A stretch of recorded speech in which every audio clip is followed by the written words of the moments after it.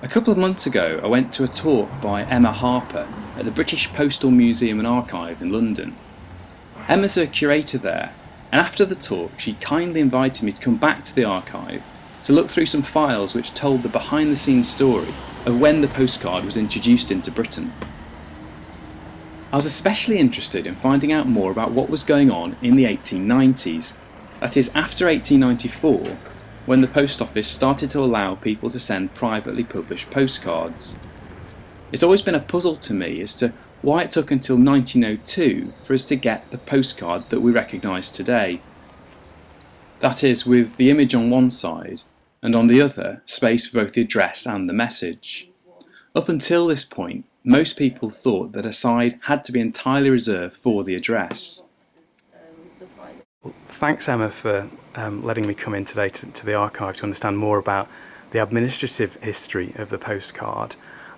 Because it wasn't quite as straightforward, was it, after 1894 to the time when we actually got the postcard as we know it today? No, there was this sort of 10-year period maybe where people weren't quite sure what they could do, whether they could write on both sides, whether they could put a picture on it, and it sort of was a gradual process really. So some of the first private cards that were issued in 1894 were taxed if they had a picture on them, but then gradually, obviously, the main reason postcards were sent became the picture. And there's quite a lot of debate inside the post office as to what people should be allowed to actually use the postcard for. Yeah, there was a lot of debate, a lot of back and forth, and again that's reflected in the design. So they were worried about people sort of doodling in the corners effectively, and there's this wonderful quote that says, oh, you know, so long as it doesn't cause any embarrassment to the officers of the post, you know, so long as they're not looking at more at the pictures than doing their job, basically. They were worried that it would slow down the method of sorting, the speed of sorting, because everyone would just get so distracted by them instead.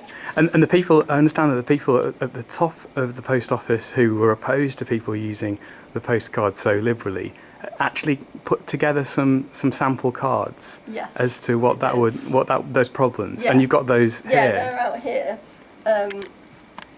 So you can see this is what I was talking about having the accessory designs they're referred to there.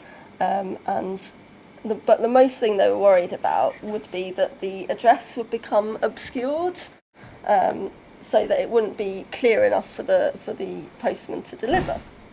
The other thing was, one quote says, "Oh, but people might take their writing over to the other side of the postcard, and so get half as much space again for the same rate." So again, they're saying, look, people are getting more for their money than they should do. So that showed on some of these here. So this is sort of a two-sided one where they've written on this side and then gone over to the front, and you can see the address is just squished in the corner there.